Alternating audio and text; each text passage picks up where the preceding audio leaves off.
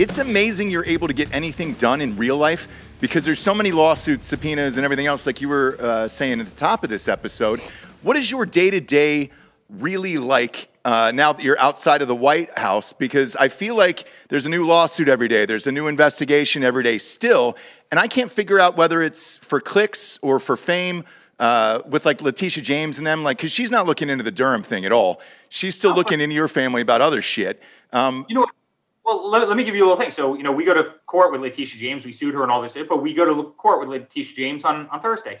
So this is a woman that literally ran on the premise of taking down Donald Trump. She's on video saying, I'm going to sue the shit out of him. I'm going to get him. I'm going to go after him. Yeah, your brother posted that today. I saw it. Yeah, we saw it today. You want to talk about insanity. And by the way, this is when she was a candidate. He colluded with Russia. He's an illegitimate president. You watch. I'm going to take him down. I'm going to get him, right?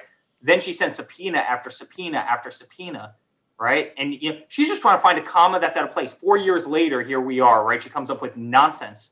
Guys, this is our life. Like, they are so petrified of my father running again in 24. They are so petrified of him running again in 22. And by the way, the problem is all of these prosecutors, Letitia James 2 weeks ago, as part of the lawsuit, she's sending out fundraising emails, fundraising off of the fact that she's going after Donald Trump. It's like when you sit on a jury, the first thing a judge says to you is, you can't go into this case with any preconceived notions, right? You have to go in with an open mind, no preconceived notions, innocent until proven guilty.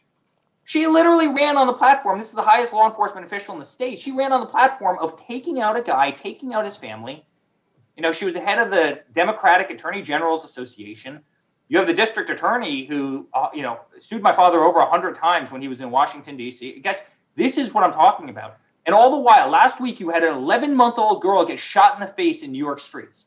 Yep. You had 2 cops that were executed. And half of their offices are spent what? Trying to look for a comma that's out of place somewhere in 20 years of Donald J. Trump's life?